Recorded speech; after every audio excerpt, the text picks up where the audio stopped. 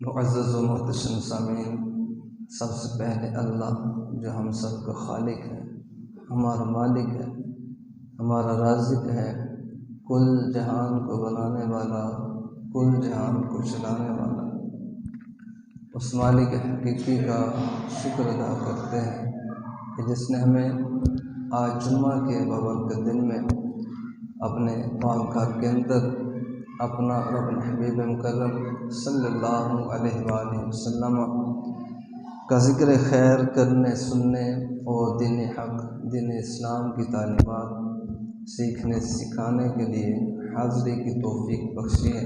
अल्लाह जल्ल मजदूहू की बारगाह क़ुद्स में अर्ज़ करते हैं कि अल्लाह ताला हमें इन अज़कार हसना की कामिल बरक़ात अता फरमाए और जो भी हक़ और खैर की बात सुने अल्लाह करीम हमें उस पर अमल की तौफ़ीक़ नसीब करे। मोहतरम सामीन, अल्हम्दुलिल्लाह रमज़ान अल मुबारक का दूसरा अशरा है। अब तीनों अशरों की 10-10 दिन की आका अलैहिस्सलाम ने अलग अलग तकसीम फरमाई।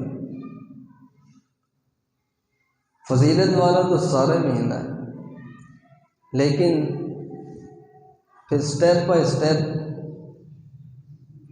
इसकी फजीलतों को नबी रहमत सल्लल्लाहु अलैहि वसल्लम ने बयान फरमाया। क्या आका फरमाते हैं इसका जो पहला अशरा है, पहले 10 दिन, ये रब से उसकी रहमतें समेटने के 10 दिन होते। पहला अशरा है रब से रहमतें ले। किसी को मनाना हो तो पहले उसका दिल मोम किया जाता है, तो जब दिल मोम हो जाता है तो फिर सामने वाला आसानी से मान जाता है। तो वही तरतीब इस महीने की रखी गई कि पहले 10 दिन रहमत के हैं, रब से बेपनाह रहमतें हासिल करना। तो जब वो तुम पर रहीम हो जाएगा तो फिर सवाल करना, या अल्लाह बड़ा गुनाहगार हूँ, बड़ा ख़ताकार हूँ, मेरी झोली तो गुनाहों से भरी हुई। अगर साबिक़ा ज़िंदगी पर नज़र दौड़ाता हूँ तो मुझे गुनाहों के सिवा कुछ नज़र नहीं आता। या अल्लाह तूने रमज़ान अता किया, ए करीम तू करीम भी है, रहीम भी है, तेरी बारगाह में आज इल्तिजा लेकर आया हूँ कि मेरी ख़ताओं को मुआफ़ फरमा, मेरे कसूर बख्श दे। तो जब पहले रहमतें समेट चुका होता है, वो इस पर रहीम हो चुका होता है, तो जब ये सवाल करता है तो फिर वो गुनाहों को भी माफ़ फरमा कि मेरा बंदा मेरे करीब आ चुका है। पहले 10 दिन इसने बड़ी तगोदो की है, बड़ी मेहनत, बड़ी जिद्दोजहद, बड़ी कामिल तरीके से इबादत अंजाम देता रहा है। तो फिर जब ये सवाल होता है या अल्लाह ख़ताएँ भी मुआफ़ कर दे, तो वो रहमत वाला कहता है पहले मैंने तुझे रहमतें अता की थी, अब तेरी बख्शिश भी फरमा। तो दूसरा अशरा बख्शिश का। फिर तीसरा सवाल बंदा करता है कि या अल्लाह तेरे हबीब ने बताया है कि तूने अपने बंदों के लिए जन्नत भी बनाई है, तूने अपने बंदों के लिए जहन्नम भी बनाई है। या अल्लाह जहन्नम के तज़किरे भी मैंने सुने, तो जब मैं सुनता हूँ मेरे रोंगटे खड़े हो जाते हैं। वो तो मामला ही बड़ा मुश्किल, बड़ी कठिन मंजिल है। तेरा बंदा तो दुनिया में ये हल्की सी आग नहीं बर्दाश्त कर पाता, हल्का सा शोला लगता है तो कई दिन में तड़पता हूँ। तो तेरे हबीब ने तो बताया है कि वो जहन्नम की आग इस आग से 69 दर्जे तेज है। ऐ करीम मालिक, तेरा बंदा उसको बर्दाश्त करने की ताकत नहीं रखता। या अल्लाह मैं इतना मजबूत नहीं हूं कि उसको बर्दाश्त कर सकूं। और फिर ऊपर से मैंने ये भी सुना है कि जहन्नम में बिच्छू भी हैं, वहां सांप भी हैं कि जो एक दफा काट लेते हैं तो कई कई सालों तक उसका दर्द खत्म नहीं होता। या अल्लाह तेरा बंदा ये तो बर्दाश्त नहीं कर सकता। लिहाजा तूने रमज़ान अता किया, तूने पहले अशरे में मुझे रहमतें भी अता की हैं, दूसरे अशरे में तूने मेरी खताओं से भी दरगुजर किया है। या अल्लाह तीसरा सवाल लेकर आया हूँ, मुझे जहन्नम से आज़ादी भी अता कर। तो फिर जब बंदा बंदा बन के मांगता है, साइल मोहताज और फ़कीर बन के मांगता है, फिर वो अता भी फरमा देता है। फिर वो कहता होगा कि मेरे बंदे, ये महीना तो बनाया इसलिए, तुम्हारा रब कब चाहता है कि तुम जहन्नम में जाओ? तुम्हारे रब की तो ये मर्जी नहीं है, इसी वजह से तो पहले दिन दरवाजे बंद करवा देता हूं, जहन्नम के दरवाजे खुलवा देता हूं, जहन्नम के बंद कर देता हूं। तुम्हारे रब की मंशा ही नहीं है कि मेरे बंदे जहन्नम में जाए।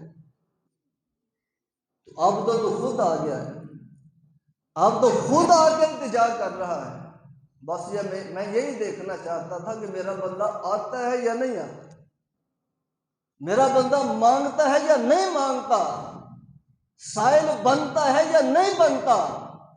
मेरी रहमतों के दरवाजे तो पहले ही खुले हैं, अब तू साइल बनकर आ गया है। तुम्हारे रब की गैरत गवारा नहीं करती कि जब कोई साइल बनकर आए, झोली फैलाए, हाथ उठाए और तुम्हारा रब खाली हाथ वापस मोड़ दे, तुम्हारे रब की गैरत गवारा नहीं करती। लिहाजा मेरे बंदे जा, तुझे रहमत भी अता कर दी, तेरे गुनाहों को भी माफ़ कर दिया है, तुझे जहन्नम से आज़ाद भी कर दिया। तो फरमाया पहला अशरा रहमत का, दूसरा बख्शिश का, तीसरा जहन्नम से आज़ादी का अशरा। तो मोहतरम सामीन, अल्हम्दुलिल्लाह अल्लाह का फजल व एहसान है कि जिसने हमें पहला अशरा अता किया, अब दूसरा भी अता फरमाया। उसकी खास करम नवाजी है, वो सबसे बड़ी मेहरबानी उसकी ये कि हमें रमज़ान में 5 वक्त हाजिरी के लिए बुला लेता है। सबसे बड़े दर पे, कायनात के सबसे बड़े दर पे हमें 5 वक्त हाजिरी के लिए बुला लेता है, यह उसकी सबसे बड़ी इनायत है। और फिर इस पर भी मज़ीद ये कि रात को इशा की तौफीक भी देता है और इशा के बाद क़याम की तौफीक भी देता है।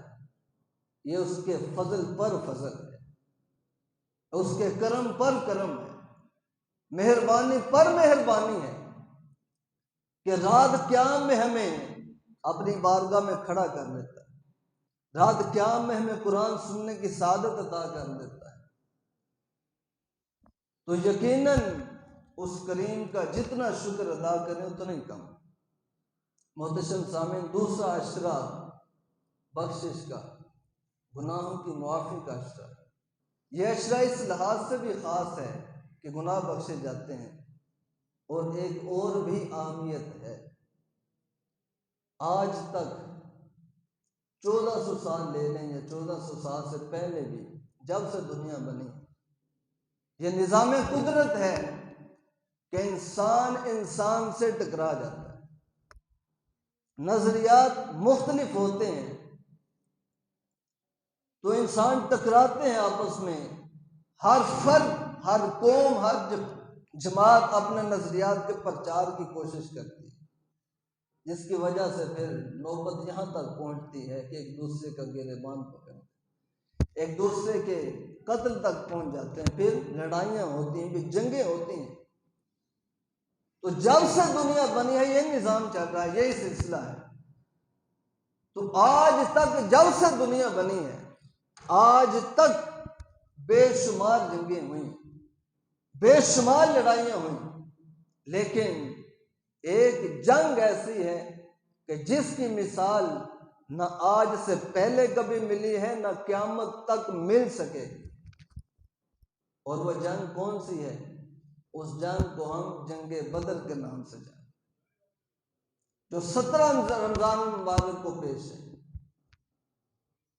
ये ऐसी जंग थी, सहाबा की बहादुरी का ऐसा नमूना था कि ऐसे बहादुर, जुर्रतमंद, दलेर, अल्लाह उसके रसूल के ताबेदार लोग ना तो पहले देखने को मिले, ना क़यामत तक देखने को मिलेंगे। ऐसा नमूना पेश किया सहाबा किराम अलैहिम रिदवान ने। मुख्तसर मजमून अर्ज करूं, सहाबा कितने हैं? 313। कुफार मुश्रिकीन कितने हैं? कमो बेश 1000। सहाबा के पास असलहा कितना है? चंद एक टूटी हुई तलवार, 2 से 3 घोड़े, खाने को कुछ भी नहीं, रमजान का महीना। और मुशरिकीन के पास 1000 का लश्कर, खाने को वाफर मिकदार में सामान, कसीर तादाद में तलवारें, नेज़े, ढाले, यानी हर चीज वाफर मिकदार में मौजूद। अब बुलाया गया सहाबा को, आका अलैहिस्सलाम ने फरमाया भाई सामने लश्कर देख लो और अपनी तादाद देख। अब इरादे क्या हैं? जैसा कहते वैसे कर लेते हैं। अगर इरादा है कि डालकर वापस जाना चाहते हो तो तुम्हारे नबी की तरफ से इजाजत, वापस चले जाओ, कोई एतराज नहीं होगा, कोई पकड़ नहीं होगी। तो सहाबा किराम अलैहिम रिदवान अपने जज्बात का इजहार करते हैं, अर्ज करते हैं या रसूल अल्लाह वापसी की बात करते हैं, हम आपके साथ आए, हम नबी के पीछे खड़े हैं, नबी के दीन के लिए आए हैं। हम तो पहले ही हर चीज अल्लाह उसके रसूल के हाथ पर फरोख्त कर चुके। इन्नल्लाह अश्तरा मिनल मुमिनीना अनफुसहम व अम्वालहम बिअन्ना लहुमुल जन्नह। रब कहता है मैंने ईमान वालों से हर चीज जन्नत के बदले में खरीद ली। तो या रसूल हम तो सौदा कर चुके हैं। जब कलिमा पढ़ा था, जब रब की तौहीद को माना था और आपकी रिसालत को माना था, तब हम सौदा करके आपकी बारगाह में आए थे कि अब हर चीज फिदा करके अल्लाह उसके रसूल को राजी करे। तो या रसूल अल्लाह वापसी की बात करते हैं। हमारे जज्बात तो ये हैं कि अगर आप हुक्म दें तो हम अपने घोड़ों के सीने पहाड़ों से टकराने के लिए तैयार हैं। ये तो मुशरिकीन है, चंद लोग हैं। अगर हमारे सामने पहाड़ भी होंगे तो आज पहाड़ भी रेजा रेजा कर देंगे। या रसूल अल्लाह वापसी की बात करते हैं। आपके गुलामों के जज्बात ये हैं, अगरचे हमारे पास तीर और तलवारें नहीं हैं, हमारे पास असलहा नहीं है, बड़ी फौज नहीं है, हमारे पास खाने को कुछ भी नहीं, लेकिन जज्बात ये हैं या रसूल अल्लाह आज अगर हुक्म दें कि भाई समंदर में कूदना है तो आपके गुलाम इससे भी गुरेज नहीं करेंगे, बखुशी दौड़ते हुए समंदर में कूद जाए। आपके सहाबा के जज्बात तो ये हैं।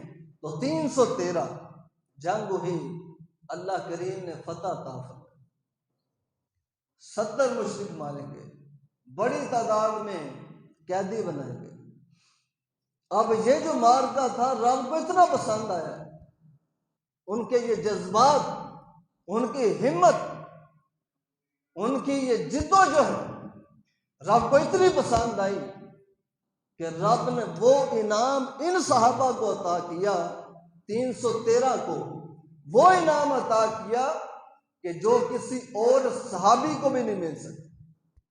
और क़यामत तक के बहादुर, मुजाहिद, सखी, इबादत गुजार कोई भी शख्स अहले बदर के बराबर नहीं हो सकता जो इनाम अल्लाह ने उनको अता फरमा दिया है। सही बुखारी की हदीस के अंदर नबी करीम सल्लल्लाहु अलैहि वसल्लम सहाबा के बारे में फरमाते हैं कि सहाबा अहले बदर को जमा किया, अहले बदर तुम डट गए थे, अल्लाह उसके रसूल के लिए मरने के लिए तैयार हुए थे, अब तुम्हारे रब ने इनाम ये अता किया है, रब ने पैगाम भेजा है, मेरे अपने गुलामों को बता दो कि भाई अब जंगे बदर के बाद तुम्हारी जिंदगी 1 साल है, तुम्हारी जिंदगी 5 साल है, तुम्हारी जिंदगी 10 साल है, तुम्हारी जिंदगी 50 साल है, तुम्हारी जिंदगी 70 या 100 साल है। या रसूलल्लाह हुक्म क्या है? आका फरमाते हैं अगर बदर के बाद तुम में से किसी की जिंदगी 100 साल हो जाए और 100 साल के अंदर अगर उससे कोई खता होती है, 100 साल के बाद भी कोई कसूर करता है, कोई गलती करता है, तो तुम्हारे रब ने ऐलान कर दिया है 100 साल की बाद की गलती 100 साल पहले लड़ी हुई जंगे बदर के बदले हम मुआफ फरमा दें। जंगे बदर 100 साल के बाद खता कर रहा है, जुर्म कर रहा है, फरमाया ये जो मार्का है तुम्हारी जंगे बदर है, इसके बदले और इसके सदके से हमने होने वाली खताएं भी मुआफ कर दी। ए मालूम माशितुम फ़क़द ग़फ़रतु लकुम, रब की तरफ से पैगाम, रब की तरफ से अल्फाज हैं। मेरे हबीब इनको बताओ कि अब बदर के बाद जो चाहे करते रहो, अल्लाह ने तुम्हारी सारी खताएं माफ़ कर, सारी खताएं। देखें कितना बड़ा इनाम है। अहले बदर का ये वो इनाम है कि जो 1.25 लाख सहाबा में से भी किसी और को नहीं मिला। कि गलती करने से पहले माफ़ी, खता करने से पहले माफ़ी, जुर्म करने से पहले माफ़ी, कसूर करने से पहले माफ़ी। वो कसूर छोटा है या बड़ा है, रब ने फरमाया जो भी हो गया तुम्हारे रब ने माफ़ कर दिया। यह अहले बदर की शान है, अहले बदर का मकाम है। और सुने कि अगर हम में से किसी के अंदर कोई खूबी होती है, कोई सलाहियत होती है, तो फिर उसका चर्चा हमारे करीबी लोग करते हैं। मेरे अंदर कोई सलाहियत है तो करीबी लोग, उस बंदे की बहन उसका चर्चा करेगी मेरा भाई ऐसा है, उसका भाई चर्चा करेगा मेरा भाई इतना बासलाहियत है, उसकी औलाद चर्चा करेगी हमारा बाप इतना हुनरमंद है, उसके वालिदैन चर्चा करेंगे हमारा बेटा बड़ा बासलाहियत और बड़ा हुनरमंद है, उसके मोहल्लेदार चर्चा करेंगे, उसके गांव वाले चर्चा करेंगे, उसके शहर वाले चर्चा करेंगे, उसके इलाके वाले चर्चा करेंगे, उसके मुल्क वाले चर्चा करेंगे, उसकी बरादरी और जानने वाले चर्चा करेंगे कि हमारा बेटा बड़ा बासलाहियत है, बड़ा हुनरमंद है। लोगों सुनो, अहले बदर की शान क्या है? अगर दुनिया में कोई बासलाहियत है तो चर्चा करने वाले अजीज होते हैं। और अहले बदर की शान ये है कि जब बदर लड़ी अल्लाह ने अजमत अता की तो उस अजमत का ऐलान करने के लिए अल्लाह ने आसमान से जिब्रील अमीन को भेजा। जिब्रील अमीन अलैहिस्सलाम आकर दुनिया वालों को बता रहे हैं, क्या दुनिया वालों बदर वाले कितने ऊंचे हैं, क्या अब क़यामत तक कोई फर्द जंगे करता रहे, जिहाद करता रहे, सहावत करता रहे, इबादत करता रहे, लेकिन अहले बदर के मकाम को नहीं पा सकता। जिब्रील अमीन अलैहिस्सलाम आका अलैहिस्सलाम की बारगाह में हाजिर हुए और आकर अर्ज की या रसूल अल्लाह सल्लल्लाहु अलैहि वसल्लम, आपके सारे सहाबा बड़े ऊंचे हैं, सारे सहाबा बड़े आला हैं, या रसूलल्लाह जो इबादत गुजार है उसका अपना मकाम, जो सखी है उसका अपना मकाम है, जो हाजी है उसका अपना मकाम है, और जो सदका और खैरात करने वाला है उसका अपना मकाम है, जो मुजाहिद है उसका अपना मकाम है। या रसूलल्लाह ज़रा बताएं तो सही कि ये जो आपके सहाबा हैं अहले बदर को किस नज़र से देखते हैं, उन्हें क्या दर्जा देते हैं, किस नज़र से देखते हैं, क्या मकाम समझते हैं अहले बदर का? नबी करीम सल्लल्लाहु अलैहि वसल्लम इरशाद फरमाते हैं, जिब्रील इबादत गुजारों को भी बड़ा आला समझते हैं, सखियों को मुजाहिदों को भी मेरे सहाबा बड़ा आला समझते हैं, लेकिन मेरे सहाबा की नज़र में जो लोग सबसे ऊंचे हैं वो अहले बदर है। वो अहले बदर है, वो 313 है जो जंग में लड़े थे। अब हर सहाबी उनकी इज्जत भी करता है, उनकी कदर भी करता है और खुद से उनको खुद से आला और अफजल भी समझता है। मुख्तसर ये मजमून निकला, क्या जिब्रील मेरे सहाबा में जो लोग सबसे आला है वो अहले बदर है। जिब्रील अमीन अलैहिस्सलाम ये सुनकर क्या कहते हैं? जिब्रील कहते हैं या रसूल आप जानते हैं कि बदर के अंदर अल्लाह ने फरिश्तों को भी भेजा, फरिश्तों की भी एक जमात आई थी। वमा यालम जुनूद रब्बिका इल्ला हु, वो जो रब के बेपनाह लश्कर हैं, उन लश्करों में से एक लश्कर को अल्लाह ने जंगे बदर के अंदर भी भेजा था। सहाबा की एक जमात, मलाइका की एक जमात जंगे बदर में भी आई थी। जब जंग से फारिग हुए वापस चले गए, दूसरे फरिश्तों ने पूछा, फरिश्तों कहाँ से आए हो? तो कहते हैं बदर की जंग लड़ के आए हैं, 313 के साथ मिलकर लड़े हैं। अब जब फरिश्तों ने ये बात सुनी तो जिब्रील कहते हैं, या रसूल अल्लाह, आसमान के अंदर सारे फरिश्ते बड़े आला हैं, सारे फरिश्ते बड़े अफजल हैं, लेकिन जो शान बदर में शरीक होने वाले फरिश्तों को अल्लाह ने अता की है, किसी और को मिलेगी। अब फरिश्ते भी अहले बदर पर नाज करते हैं, ऐ फरिश्तों इनकी क्यों इज्जत करते हो? तुम्हारी तरह मलाइका हैं, तुम्हारी तरह नुरानी हैं, तुम्हारी तरह ही फरिश्ते हैं। कहते हैं कि लोगों जानते नहीं, ये फरिश्ते वो हैं जो जंगे बदर में शरीक हुए, जो जंगे बदर में शरीक हुए थे। तो अहले बदर की शान बताने के लिए अल्लाह ने आसमानों से मलाइका को भेजा है। जिब्रील आए हैं दुनिया वालों को बताने के लिए कि लोगों क़यामत तक अब कोई अहले बदर के बराबर नहीं हो सकता। अल्लाह ने इतनी ऊंची शान अता फरमाई। वजह क्या है? 313 थे, निकल पड़े। अब जंग में निकलना बड़ा मुश्किल होता है, बड़ा मुश्किल होता है। हमें 2, 3, 4 दिन के लिए, एक हफ्ते के लिए कराची जाना पड़ जाए, अपने काम के लिए, जाती काम के लिए, कारोबार के लिए कराची जाना पड़ जाए, तो हम 50 दफ़ा सोचेंगे, यार मैं कराची जा रहा हूँ, पीछे मेरी बीवी भी है, मेरे बच्चे भी हैं, वालिदैन भी हैं, इनका क्या बनेगा? इनका वाली वारिस कौन होगा? इनका मुहाफिज कौन होगा? जाने से पहले कई मरतबा सोचेंगे, यार मेरी दुकान है, इसका क्या बनेगा? 7 दिन दुकान बंद रहेगी, नुकसान होगा। अगर फैक्ट्री कारखाना है तो 50 दफ़ा सोचेगा, यार मेरे जाने के बाद कारखाने का क्या होगा? यहाँ का निज़ाम कैसे चलेगा?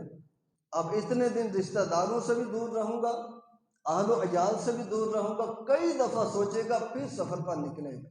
सलाम है अहले बदर को, सलाम है अहले बदर को कि जो कारोबारी मामले के लिए नहीं जा रहे, और 7 दिन के लिए नहीं जा रहे, बल्कि इस नीयत से जा रहे हैं कि अगर अल्लाह उसके रसूल पर कुर्बानी देनी पड़े तो मैं कुर्बान भी हो जाऊँ, इस इरादे से जा रहे हैं।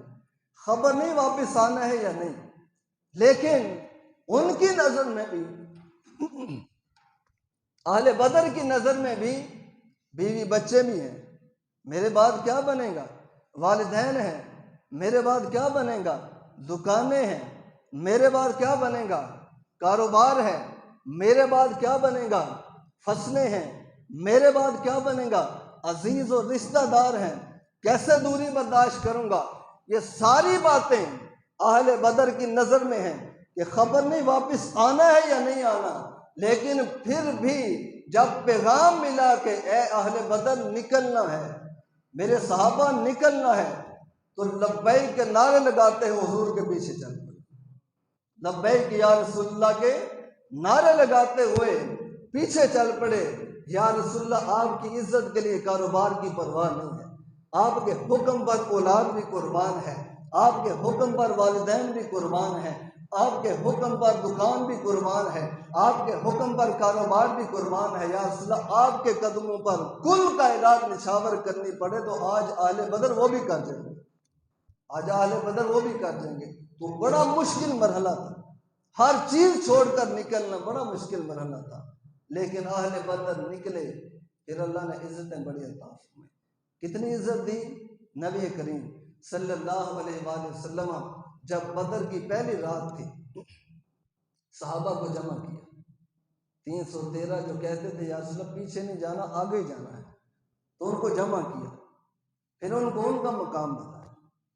आका फरमाते हैं, अहले बदर मुझे एक जवाब दो कि अगर कोई शख्स 40 साल हो जाए,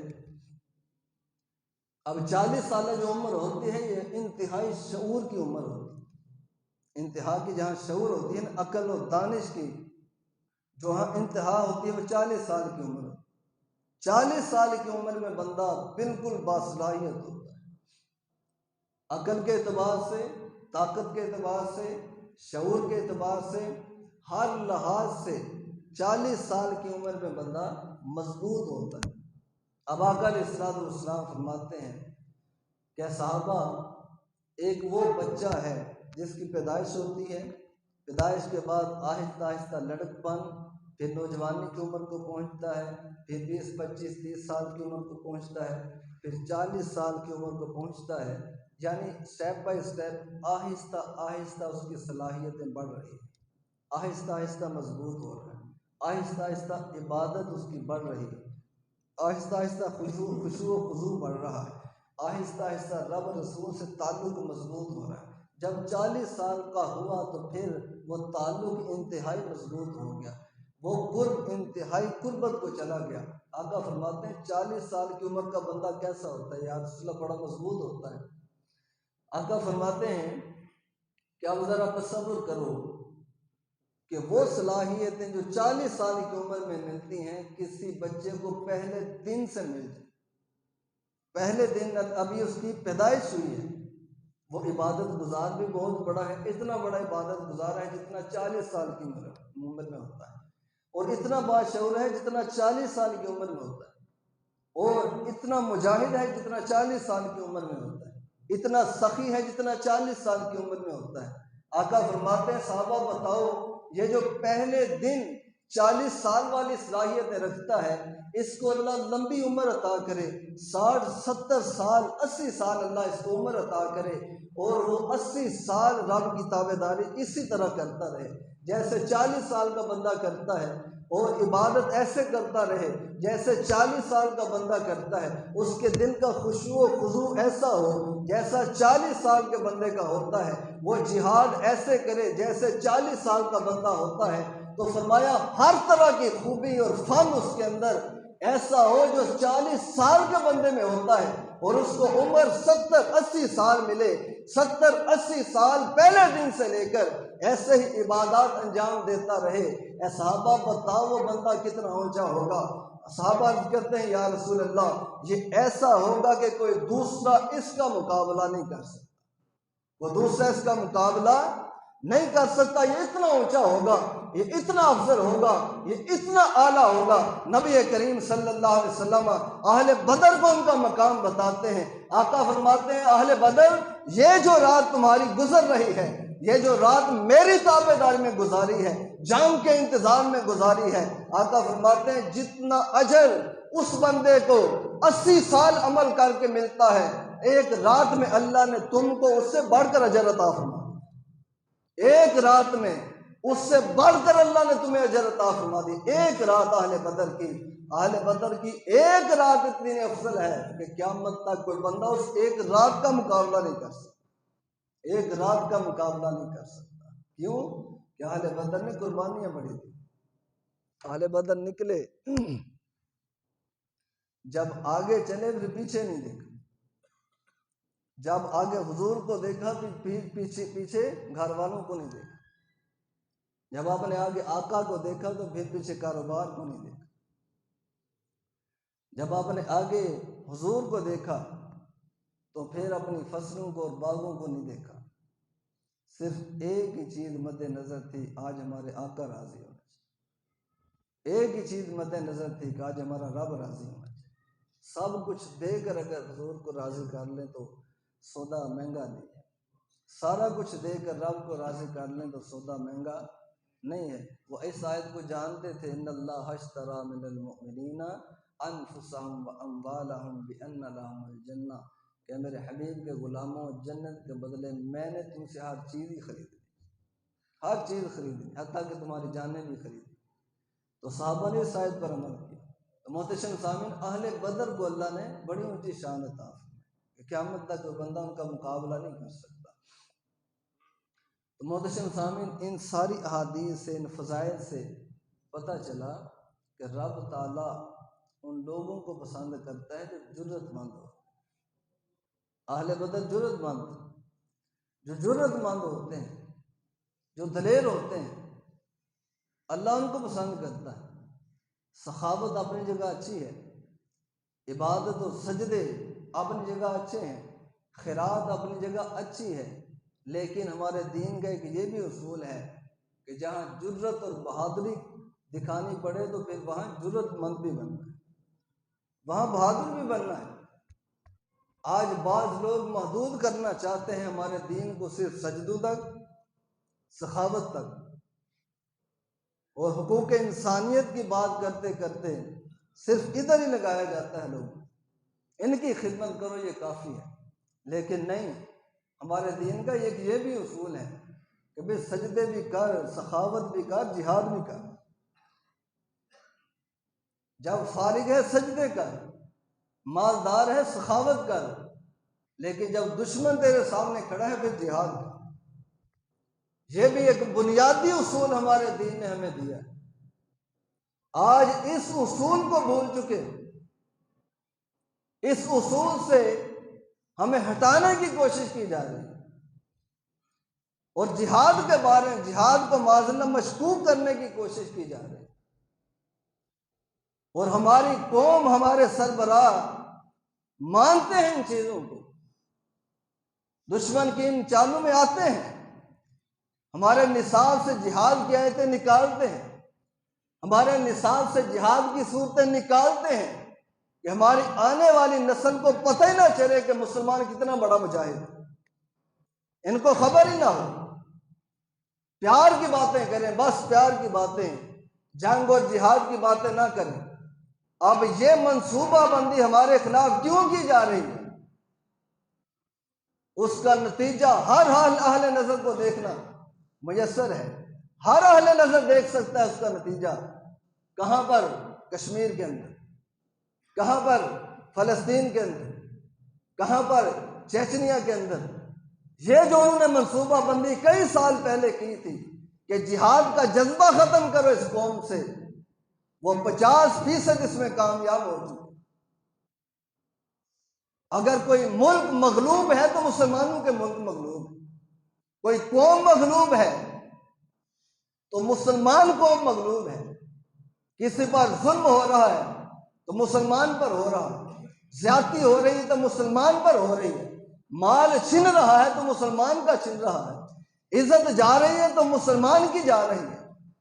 तो और भी कौम नजर आती है आपको कि जिस पर इस अंदाज में जुल्म हो रहा हो जैसे मुसलमानों के साथ हो रहा है? ये क्यों हुआ और कब हुआ? कि जब हमने जिहाद से मुंह मोड़ लिया, जब हमने मीठी बातों को कबूल कर लिया कि भाई सखावत करते रहो, लोगों से ज़बानी तौर पर हमदर्दी करते रहो, इतना काफ़ी है, जंग की बात ना करो, लड़ाई की बात ना करो। जब ये मामला हुआ तो फिर वो हम पर गालिब आ गए। फिर कश्मीर में लाखों को उन्होंने अपने माताहत कर लिया। फिर फलस्तीन के अंदर हमारे किबले अव्वल पर उन्होंने कब्जा कर लिया। ये तब हुआ जब जज्बा जिहाद ठंडा हुआ। लेकिन पहले उसूल और रूल क्या था इस कौम का कि भाई अगर 10 है और सामने 100 है या हजारों है, ये 10 भी उनके सामने डट जाते। पहले इस कौम का ये उसूल रहा है, 10 भी उनके सामने डट गए हैं। ऐसे ही खालिद बिन वलीद के चर्चे नहीं हुए। छोटी छोटी फौजें लेकर खालिद बिन वलीद ने बड़े बड़े लश्करों पर गलबा पाया, बड़े बड़े लश्करों पर फतह याब हुए हैं। क्या था? जज्बा जिहाद था। भाई दो ही काम है, या फतह याब होना है या मरना है, बस तीसरा कोई नहीं है। झुकना नहीं है, उनके सामने बिलबिलाना नहीं है। दो ही काम है, या फतह याब होना है या रब के नाम पर जान दे। तो जब तक ये जज्बा बरकरार रहा, उम्मत मुस्लिमा सरबुलंद रही। आज फलस्तीन का हाल जानते हैं आप, रमजान का महीना चल रहा है, उनकी सहरी अफ्तारी को जरा देखें। रमजान के महीने में मैं अपनी फैमिली के पास बैठा, दर्जनों नेमतें मेरे सामने हैं, और बड़े अच्छे अंदाज में सहरी भी करता हूँ, इफ्तारी भी करता हूँ। खुशो खुर्रम है, मुस्कुरा रहे, छत के नीचे बैठे हुए। लेकिन अहले फलस्तीन का हाल भी देखें जरा। घर टूट चुके हैं, बिखर चुके हैं, रेजा रेजा हो चुके हैं। हत्ता के छतें भी नहीं है जिनके नीचे बैठकर सहरी और इफ्तारी कर सके। खुले आसमान के नीचे बैठकर सहरी और इफ्तारी कर रहे हैं, और नीचे कचरा है, टूटे हुए घर हैं, उनके ऊपर बैठकर रोज़ा रखा भी जा रहा है, रोज़ा इफ्तार भी हो रहा है। ये हाल है, ज़रा तसव्वुर तो करें। मुझे आपको ऐसा माहौल मुयस्सर आए तो पूरी ज़िंदगी लगा दें, यार सबसे पहले मैंने घर बनाना, उसके बाद कोई और काम करो। लेकिन उन लोगों के अहवाल तो देखें कि कचरे पर बैठकर सहरी इफ्तारी है और खाने के लिए भी कुछ नहीं। हमें यहाँ पेट भर कर सहरी में भी खाना मुयस्सर आता है, इफ्तारी में भी मिलता है, उनको पेट भर कर खाना भी नहीं मिल रहा। अब सलाम है अहले फ़लस्तीन को कि पेट भर कर सहरी भी नहीं मिलती, इफ्तारी भी नहीं मिलती, उसके बावजूद रोजे रख रहे, उसके बावजूद रोजे रख रहे हैं। हमारा नौजवान, हमारी कौम, हमारे मुल्क का बंदा जरा सी तबीयत खराब हुई, रोजा छोड़ दिया। यार मुझसे गर्मी बर्दाश्त नहीं होती, रोजा छोड़ दिया। यार मुझसे भूख बर्दाश्त नहीं हुई होती, रोजा छोड़ दिया।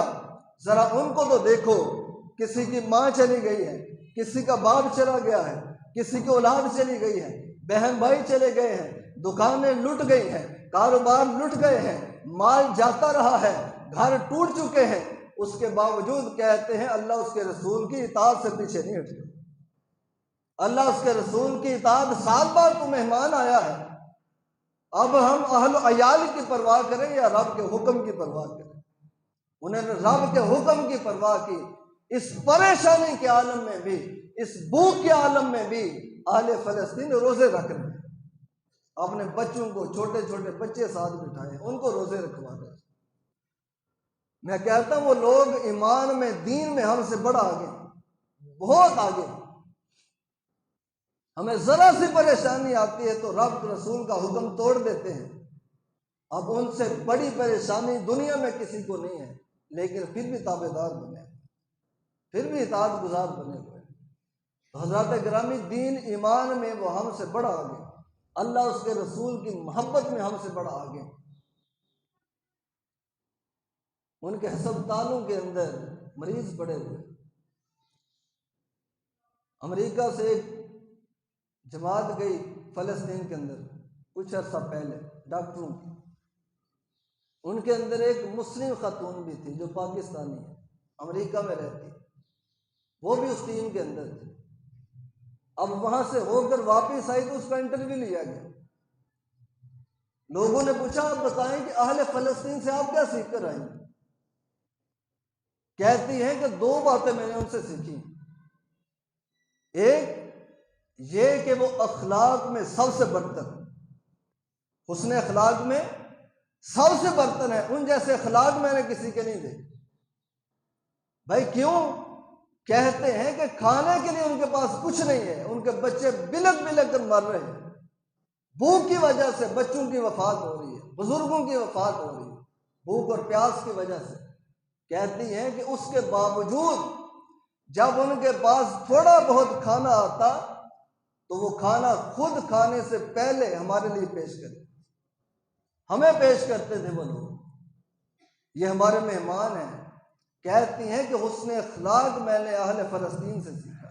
इतने बाअखलाक लोग हैं, खुद भूखे हैं, मेहमानों को खिला रहे, या अलैहिस्सलाम की सुन्नत जिंदा कर रहे, सहाबा की सुन्नत जिंदा कर रहे हैं। कुरान मजीद के अंदर अल्लाह ने अहले ईमान का वस्फ बयान किया है।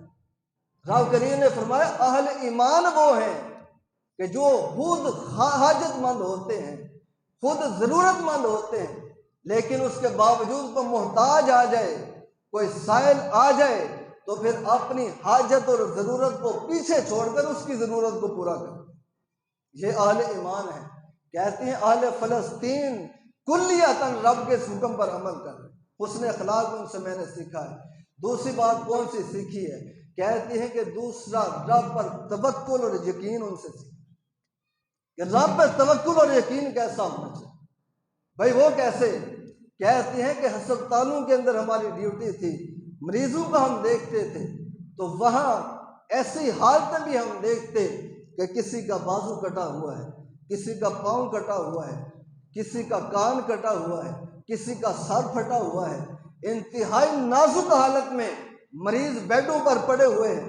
कहती हैं कि जब हम उनसे हाल पूछते तो इस हालत के बावजूद कहते थे हमारे रब का शुक्र है, हमारे रब का शुक्र है जिस हाल में उसने रखा है।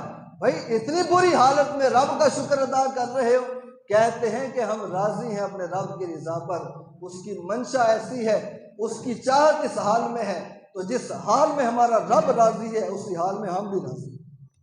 ये वो लोग हैं जिसमें किसी की बाँ चली गई है, बाप आंखों के सामने मरा है, औलाद छोटे छोटे बच्चे आंखों के सामने झुलस गए हैं, और छतों के नीचे अपनी औलाद आ चुकी है, घर कारोबार टूट चुके हैं, माल लुट चुका है। वो लोग हैं जो कह रहे हैं कि जिस हाल में हमारा रब राजी है हम भी उसी हाल में राजी। हम पे तो छोटी सी आफत आती है ना, छोटी सी मुसीबत आती है तो माज़अल्लाह अपने रब पे शिकवे और गिले करने लगते हैं। किसी का जवान बेटा चला जाए तो रब पे शिकवे करना शुरू कर, किसी का कारोबार लुट जाए तो रब पे शिकवे करने शुरू कर देते। अब उनसे बड़ा मुसीबत ज़्यादा कौन होगा? वो सबसे बड़े मुसीबत ज़्यादा होकर भी दुनिया में सबसे बड़े साहिब ईमान, दुनिया में सबसे बड़े साहिब ईमान है, जो इस हाल में अपने रब का शुक्र अदा कर रहे हैं। तो मोहतरम सामीन में अर्ज़ कर रहा था कि हमारे दीन के उसूल सखावत भी है, सजदे भी हैं, लेकिन हमारे दीन का उसूल जिहाद भी है, जुर्रत भी है, बहादुरी भी है। आज अगर मुसलमान डट गए होते कुफार के सामने तो ये नौबत ना आती। वो 313 खड़े हो गए 1000 के सामने। आज मुसलमान 1 अरब से भी ज्यादा, 1 अरब से ज्यादा, 1 अरब से ज्यादा लोग अगर बगैर असलहा के निकल पड़े तब भी पूरी दुनिया पर गलबा पा सकते। बगैर असलहा के कितनों को मारोगे, लेकिन जुर्रत नहीं, बहादुरी नहीं। दुआ करें अल्लाह ताला हमें और हमारे हुक्मरानों को अहले बदर जैसा जज्बा अता करे, उन जैसी अल्लाह दलेरी अता करे, और जिस तरह अल्लाह करीम ने 313 को मुशरिकीन पर फतह अता फरमाई थी, रब करीम उनका सदका आज आले ईमान को दोबारा कुफार पर फतह नसीब फरमाए। आमीन वमा अलैया।